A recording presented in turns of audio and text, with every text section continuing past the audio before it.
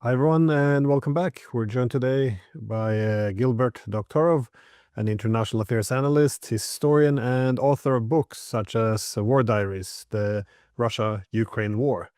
So, welcome to the show. I want to ask you about the state of relations between the European Union and the United States, because, as we all know, von der Leyen and Trump, they reached a US-EU trade agreement. And for many people, myself included, it looks more or less like a complete capitulation and subordination, and something that could, I guess, change the relationship between the EU and US, but also something that can undermine the internal cohesion of the European Union itself. So, uh, given that you're located there in Brussels, what does this agreement actually include, and can you make any sense of it? The agreement that was reached in Scotland has two important sides to it. One is what everybody is talking about, the tariffs. And the tariffs are now set at generally 15%, down from a tentative 25% before an agreement was reached. But that doesn't cover all products and services. Airplanes or airplane parts, for example, are not included in this. They're at a much lower tariff rate. There are other products which will be negotiated still. For example, wines and liquor, which are of great interest to one of the leading countries in the EU, that is France, and that probably will be negotiated at a different level, lower level, in the wishes of the French. But looking at the tariffs, that is severe. It is compared to where we were at the start of the year. It is less than the dramatic and ruinous tariffs that Trump had spoken about before he would negotiate a deal. And will this bring European manufacturing across the ocean to the United States at the expense of jobs in Europe? It's not quite clear. There is very little discussion of what Europe actually sells to the States and how vulnerable it is to loss of market share due to price increases. That's something we can perhaps get into. But what I have in mind is that mass products that are bought and used by the vast majority of the population, they are not typically European products. They are Chinese products.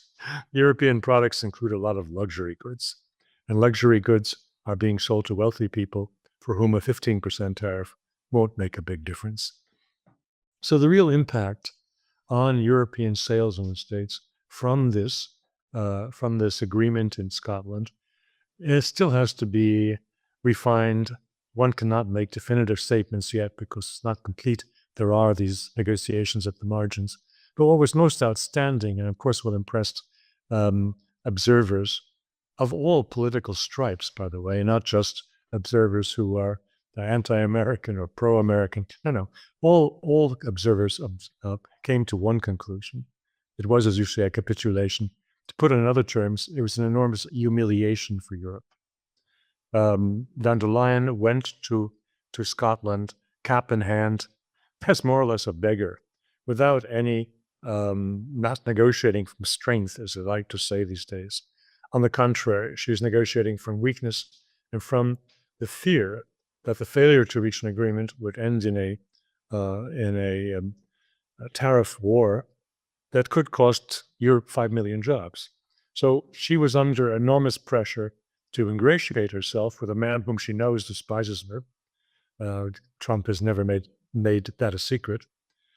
And she came away with something that isn't too terrible. And that's the consensus, again, of observers here in Europe. It's not too terrible, but it's bad, and it's particularly bad for the way it was reached because it demonstrated that there is no leverage from the European side. But that is one side of the story. The other side of the discussion was the commitment by Europe to purchase $650 billion in American hydrocarbons, that is liquefied natural gas and petroleum, over the next 3 years. That is potentially a far bigger impact on Europe than this whole tariff discussion, because it locks in the non-competitive situation of European wares on world markets. The single biggest factor in the deindustrialization of Germany that has gone on for the last 3 years at least, when the Nord Stream pipelines were destroyed, when Europe swore off to buying more Russian pipeline gas and cheap oil. That was a decisive factor making the German economy uncompetitive. It was a decisive factor in whole sectors of industry shutting down completely. Those sectors that were highly dependent on cheap energy, like glass manufacturing, for example, and fertilizers, of course. These were hit enormously, and the fertilizers being hit, of course, has passed along to consumers in higher prices for all fresh produce, which is produced with less efficiency, with lower yields when the fertilizers are used more sparingly because they're so expensive. So this aspect is not in the featured news when it deserves to be. As I said, it locks in the uncompetitive status of European products on world markets. Now, can that figure be reached? That is another question. Will they actually reach it? Will they actually achieve that over the 3-year period? These are quite big question marks. The United States now exports $80 billion a year of hydrocarbons to Europe. To go from there to 250 or $215 billion a year is a big stretch, particularly since it's not obvious that America has the production capacity to fill orders should they come in. So that is all debatable. But if it were to be exercised, if in some way the United States could achieve these exports and Europe could absorb them, that will be a big dent in the European economies. And Europeans, the middle-of-the-road supporters of Atlanticism, had been searching hard to explain why they were so disadvantaged in the negotiations with Trump, how he was able to vanquish and have von der Leyen kneeling before him and kissing the ring. This is something that they're debating. The Belgian leading French-speaking newspaper, Le Soir, blamed the problem on Europe's overdependence on exports to drive economic growth. But that is not a convincing argument to anyone who is aware of global trade, since that is precisely the formula that China has used and continues to use so successfully to achieve its enormous growth, presently 5% per annum, whereas in the first quarter of 25, the Europeans were displaying great pleasure to have 0.1% GDP growth. Well, isn't the real dilemma of the European Union then not that they're dependent on foreign trade, but that they're excessively dependent on the United States as a partner? Because it seems as if the EU wants to have a reliable dependency on the United States as it had in previous decades. And in order to do this, they have to win over the I call it the goodwill or affection of America by doing as they're told, which includes reducing their economic ties with countries such as Russia, China, Iran, and American adversaries. But by trying to win over the love of Washington, they isolate themselves more in the world and become more dependent on the United States. So is this by committing themselves solely to the US, will this strengthen the relationship with Washington, or will it undermine it by giving the Americans too much leverage in this partnership? Strengthen means for both parties, of course not. Strengthen the American leverage over Europe, definitely. The question is, why did Europe submit to this? Did it have to? what was the overriding consideration? Well, I think there is a certain understanding among many observers that the driving force was defense. And they hope that by staying close to Trump, by submitting to his will, they could maintain an ongoing conversation with him and persuade him to do what they want most of all, which is to continue to support Ukraine in its war on Russia, because they have made that arbitrarily, they have made that an existential threat to themselves for the sake of the leadership staying in power. That is to say, they're singing and dancing and moving from the story of the last 3 years that Russia has to be defeated to the story of the present, which is we have to stay united. We need the present leadership in power because this is the only way that we can rearm Europe and prepare for a war with Russia that may take place as early as 2029. That is the current story that the present leadership in 25 out of 27 countries of the EU is putting forward to the press, to the public at large, as their re-election bid and as their bid for support. This is based on the same delusion that we've seen in their understanding of the Russia-Ukraine war from the beginning. The delusion here is that they can persuade Mr. Trump of anything. They can't. And they're listening to what he says, which is a terrible mistake. Mr. Trump has nothing but contempt for the press. He has nothing but contempt for most of the European leadership. He knows that they are weak, that they are cowardly, that they are conformist, and that they will be bullied. And that is essentially what he is. He is a bully. He's a bully who is successful at this trick. And he is telling them one thing and doing something else. What he's doing is stopping supplies to Ukraine. What he's doing, and this is something we can get into, is probably aiding and abetting the eviction of Zelensky from office and his replacement by somebody who is capable of negotiating a peace treaty with the Russians. So they are going to be bitterly disappointed. They've made a bet. They have allowed themselves to be humiliated for the sake of continuing a war with American help, which will not happen.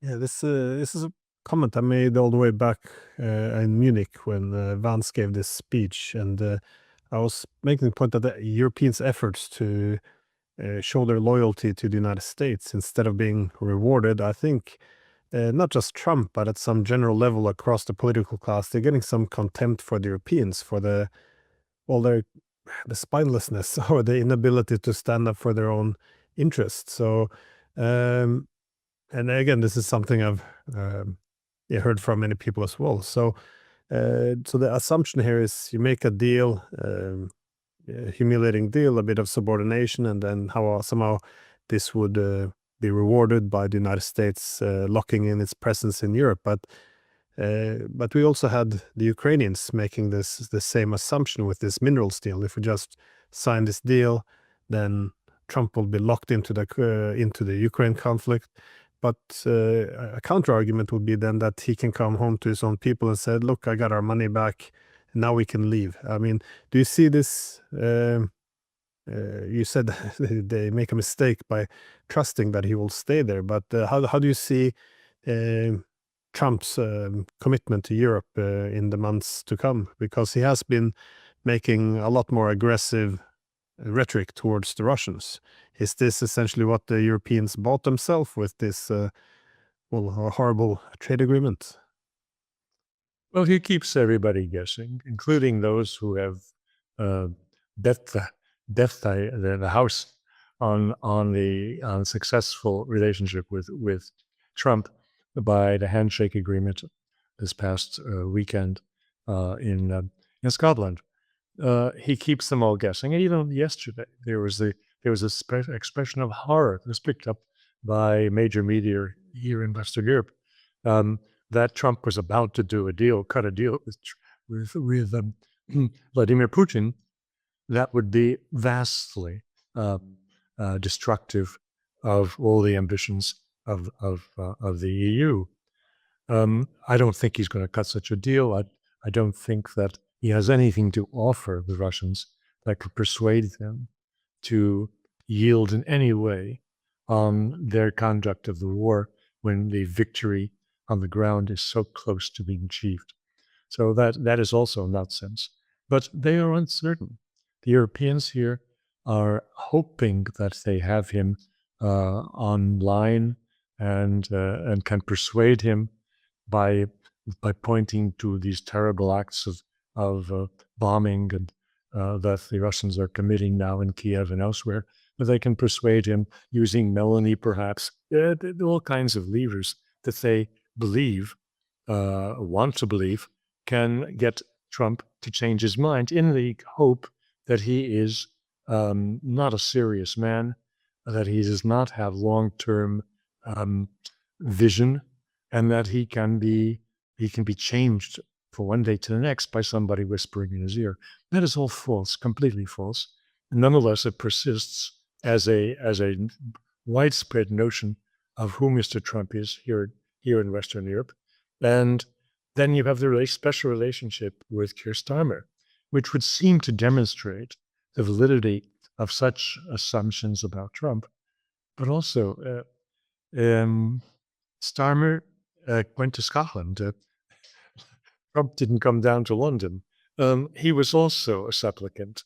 And the relationship there with the British, they have the most favored tariff deal out of all countries with the United States at present, with a 10% tariff. And they're gloating over that. But they still have 50% tariffs on steel, which were a very important export product to the United States. And so the British have been given the hope that they have a favored position with the United States as against Europe. But it can change at any moment. And I think that, again, looking at politics, who stands where? Well, Mr. Starmer is the head of the Labour Party, which is to the left, shall we say, of Mr. Trump's politics. I don't think he enjoys real respect. Trump has it his way. And he gets a meeting with the king, that's fine. He likes pomp and circumstance. But I don't think that he is genuinely influenced in making policy on these superficial acts one way or another with this or that state leader. He has his own determination to self-impose sanctions on the United States by way of tariffs for the sake of reindustrializing the United States. And I don't think it's a vain proposal. No, but some of these threats, though, they seem to become actions. Well, I'm thinking then especially what Trump is doing with the Indians, that is putting this additional tariffs on and justifying it by their trade with the Russians. And this is why I was wondering as well, these 10 days, which he has put on, well, it was 15, now it's 10. Obviously, this could become another 50 again. So these deadlines doesn't necessarily have to mean anything, but it does beg the question why he would make himself vulnerable in terms of putting these deadlines to begin with, though. So what is the thought process here? What is it attempted to achieve? And when Russia predictably ignores this, what will happen on day 10? Well, let's there's speculation about day 11, but let me add to the complexity of the analysis by bringing in what Russians are talking about on their talk shows. I think it's a different perspective from what is being said by any of my peers in the United States and Western Europe. And that is, why the 10 days? What is it all about? It's because 50 days inconveniently expires on September 3rd. And that is much too close to the celebration of the end of the World War II in the Pacific, which will be marked by the visit of heads of state from all over the place in Beijing. Putin will be there, but I think 20, 30 or more heads of state from around the world will be there. And Mr. Trump wants to be there. He wants to have his face-to-face meeting with Xi during that time, and possibly he could also use that to have a face-to-face meeting with Putin. So I think in consideration or reconsideration of how inconvenient the September 3rd closing was in light of the new aspiration to meet with Xi in Beijing, which is supported by a number of other things, namely his refusal to allow the president of Taiwan to visit New York. I think their whole visit to the States was scrubbed with the intent to avoid any embarrassing conflict with the Chinese that would interfere with his being invited to the festivities in Beijing. So with that in mind, that's a different focus entirely of what his deadlines are about. There's more than one consideration when he sets these deadlines. When we look though at the Europeans, how there is a strange development. That is, they seem to solely focus on foreign policy these days. This is, as you mentioned, with Starmer, this is seemingly especially the case in the UK, where he spends very little time on domestic issues. I guess you can say the same about Macron. And again, this trade deal as well seems to sacrifice a lot of domestic priorities, that is to develop the economy, deal with social issues. All of this is being reduced in priority in order to instead buy some favor with the Americans to, again, for foreign policy objectives, no matter how foolish they might be, such as continuing the war in Ukraine. But how long do you think this can go on for the Europeans? Because this kind of doubles down on the disaster of first cutting themselves off from Russian energy, and then, of course, destroying the destruction of Nord Stream. Did you see the political instability permitting such an agreement to be passed, or not really? Well, one thing I was to bring up is what we mean when we say Europeans and who makes European policy. I've been rereading my materials going back to 2015 in preparation for the volume 3 of my memoirs, and I was very focused on Germany in 2015. Spoke about it at several conferences and wrote about it in what I consider to be a very important policy analysis that was published in comparative politics of McGimo, the Russian university that prepares diplomats. What I was saying then is the European policy is made in Berlin, and this is a well-kept secret. In 2015, just as in 2025, all the top posts in the European institutions are German designated. They were appointed by Germans. And they have appointed, in the present case, von der Leyen has appointed people like Kallas, people from Lithuania, people from Poland, who are under her thumb. They are representing small countries, insignificant weight compared to the 450 million population of the EU. They are often people with intellectual lightweights, like Kallas, who can be dominated by a strong and willful personality, like von der Leyen. That is to say, the commissioner, the head of the president of the commission, the head of the parliament, the president of the parliament. Yes, she's Italian, but she's appointed by the majority, which is dominated by the European People's Party, which is dominated by the Christian Democrats. But the strings all go back to Berlin, just as they did in 2015 when Juncker was there. Yes, of course, he was Luxembourger, but he was a weak man who was nominated and supported by Merkel, because she knew she could control him because there were scandals around. Just as Tusk at that time, he was made the president of the European Council. Tusk, who could hardly speak English, but spoke very good German, by the way, she appointed him. And nobody bothered to think about what the German connection was there. He was under her thumb. So that was how it was in 2015. That's how it is today. And just as the only thing that's changed is that Germans today have come out from behind the apron strings of EU institutions and are saying openly that they want to become, for example, the main military force in Europe. So who is Europe? Europe is Germany. Mr. Merz is the decisive voice on whether the sanctions, the tariffs agreed by von der Leyen will go through, and many other policy decisions. Your question about why foreign policy? That's what you do when you're losing and you can't control domestic policy. You're speaking about very unpopular leaders. Keir Starmer has lost control of the Labour Party on domestic issues. He had a very severe setback when his reforms on support of the needy, of the wealth, of the benefits reforms were rejected by his own party, and watered down to almost nil, where they hoped to save a lot of money in the budget. Starmer on domestic issues is very weak. Therefore, he can only hope to shine on international issues where nobody can say much. The same is true of Macron.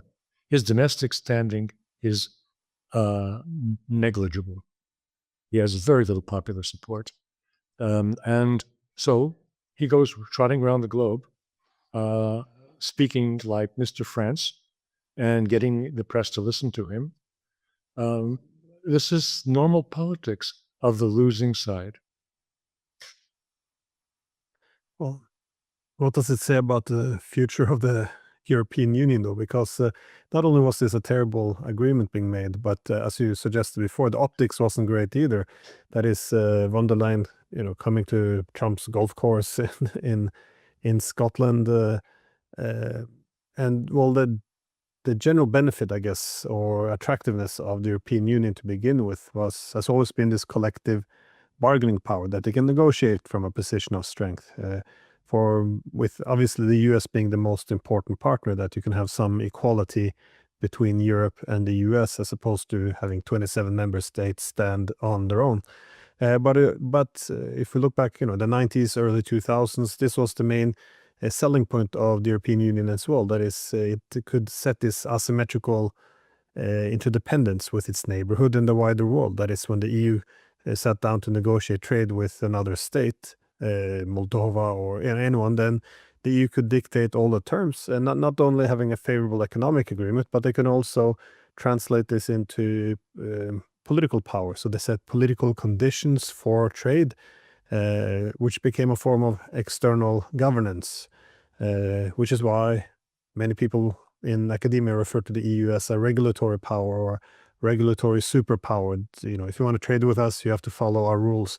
And this imperial model is maybe a bit over the top, but nonetheless, what will happen to the EU now? Because there is no equality with the US. The EU has, as you said, kissed the ring of Trump and subordinated itself, and also with the rest of the world, as the economic power of the EU continues to decline, as its leaders look more and more incompetent and corrupt and unable to reach proper agreements. This whole geopolitical EU, it seems to become more of a burden. I mean, if you're Germany, you want to have good trade deal with the Chinese, you don't bring the EU along, because they will come with their geopolitical objective, which means to insult the Chinese instead. So, what does this say about the future of the European Union? Is this club, is this a death sentence, or is it, expiring? How are you reading it? It's not a good sign, at least, I would say. To relax, I often turn on YouTube and just see what they're proposing to look at. And it's like that mixed in with the geopolitical videos, they have a lot of animal videos, particularly dogs. I think about one of these little videos, which has a German Shepherd and a Golden Retriever. They're in the middle of a maze, and the Golden Retriever is saying, "We're doomed." Europe is doomed. When the present configuration is doomed, this cannot continue. They are driving down the welfare of the people directly in measurable ways. As I've written recently, the rejuggling of the Belgian budget, which the new Flemish-dominated federal government has just put into place, takes away benefits from what has been outstanding medical services. Severe cuts.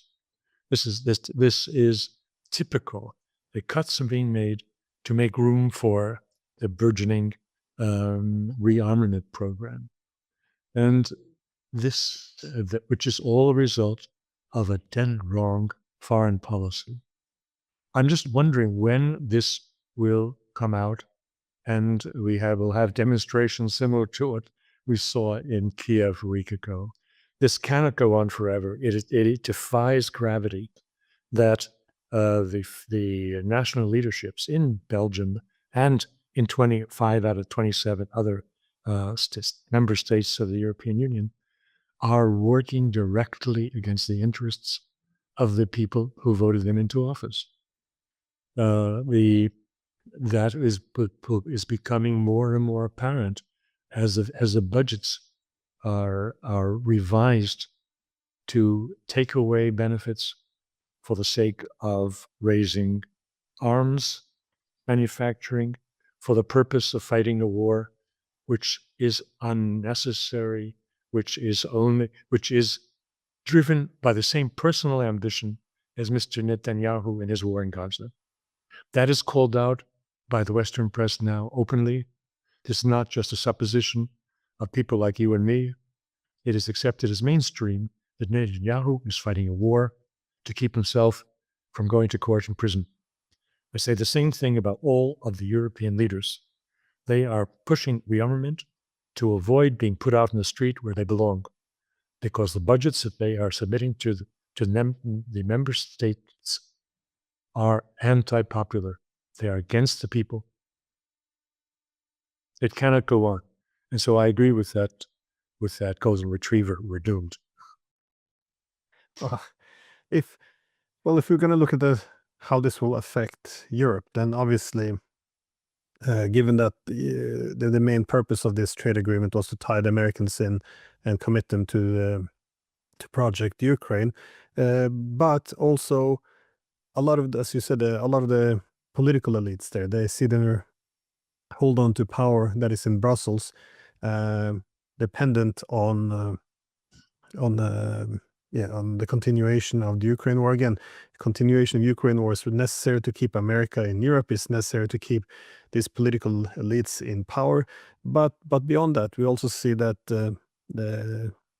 not just the European Union, but the European member states, they bet a lot of political legitimacy on defeating Russia, and not just the political legitimacy, the entire economy has been thrown into this and sacrificed. So what happens when when the Ukraine war is eventually lost? And well, it depends what a defeat looks like, but even what the Europeans are promising, the destroying Russia, and having the Ukraine join NATO, all of this obviously is not going to happen. So and I think that's an important question now, that Zelensky looks as if he is somewhat in a weaker position. He's no longer the reincarnation of Churchill, apparently. And suddenly the Europeans, a few weeks ago,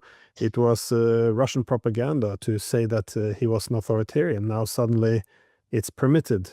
So what do you see happening with Zelensky and Ukraine, and how will this affect Europe once we eventually lose this war? It's permitted not just to YouTube channels, it's permitted to the Financial Times. They use that word in a headline of an article dealing with the new law stripping the the anti-corruption agencies of their independence. He is damaged goods now. And he's damaged goods in the Anglo-Saxon press in particular, on both sides of the Atlantic. Now, the question I've had is who was behind the enabling of the demonstrations that took place, the mass demonstrations that took place in Kiev and in other major cities in Ukraine over the course of several days, in the past week, against the law, which ultimately ended in the relocation of the new law and restoration of what is said to be the independence of these agencies. The speculation now again, I will share with your audience what the Russians are saying about this. They're saying that we can expect in the immediate future very scandalous trials. Already yesterday is an indication that a newly installed prime minister who is about to be charged with corrupt practices for having used, together with Yermak, the head of the presidential administration, Ukrainian airplanes, which are only to be used for state purposes. She, as the prime minister, has the right to use it. Yermak didn't. And it was pretty obvious that she was doing, the man who is behind her, who protects her, Mr. Yermak, she was doing this trip with him for his benefit, not for her own. So that's the first shoe to fall. There are going to be some very big accusations made in the next few weeks against people in the close entourage of Zelensky and probably of Zelensky himself. We are now in the last stages of Zelensky's time in office. The question is, who is pushing this most? Is it Britain with the MI6, who helped arrange that the Ukrainian police and military would not attack the demonstrators? Or was it the CIA? There are two. These are now, you could say in the past they were one and the same, but not anymore, because the United States and Britain have parted ways on the Ukraine war. For the Brits to have done this, it would be to replace Zelensky probably with Zaluzhny. Let's remember, for the last year and a half, Zaluzhny, who was the head of the armed forces of Ukraine for several years, and who was viewed by Americans in particular as being a good candidate to replace Zelensky. He was moved out of Kiev and sent off into exile to London, precisely so that to avoid that eventuality, that he would be on the inside, being able to muster support if the West nodded to him as the one to succeed Zelensky. Well, he's been biding his time in London. He's been learning English because he hardly could say two words when he arrived there, and he got there because he had said at the time what was true, how badly the Ukrainians were losing the war, and that was unacceptable to Zelensky. Now, that is one possibility. Another candidate, the one I call out on the American side, is a very different story. I think Zaluzhny would be put in if the intent was to continue the war and to have somebody who has more credibility with American and West European suppliers of arms to Ukraine, because he is a genuine military person, and his orders would not be for PR stunts like Zelensky's were, but having some genuine military foundation. Now, I'm saying that the Americans probably have a different game. If they were behind this, then it is probably to install somebody like Umerov, who is now the leader of negotiations in Istanbul. Umerov is a civilian. Umerov is a Crimean Tatar, a Muslim, by the way. Probably speaks some Arabic, some Turkish. It would be logical. He has been a leading personality in Ukrainian meetings with the Gulf states. More importantly for the United States, he's their boy. When he was in secondary school, he spent a year in the United States living with an American family. When he went back, finished his higher education, became a successful businessman in high-tech area, made a lot of money. He established fellowships for Ukrainians at Stanford University. Why Stanford University? Why the United States? So he has an American connection, which is always looked upon. He doesn't have an American wife, but you can't get everything. Um, so he would suit the Americans very nicely as a stand-in, and it is reasonable to assume that he could and would negotiate a peace treaty with the Russians, not on the ridiculous basis of Russian capitulation, but something close to Russian demands. Yeah, this is interesting though. Of course, who Zelensky is replaced with will be a good indication of what's intended for Ukraine to go. Well, that is it's continuing the war or not. But yeah, I remember back in the days when it looked as if Zelensky was on very shaky grounds, and I thought that he might be going away, and then instead, of course, he shipped Zaha Solution to London, which is an interesting thing. So I guess Zelensky would.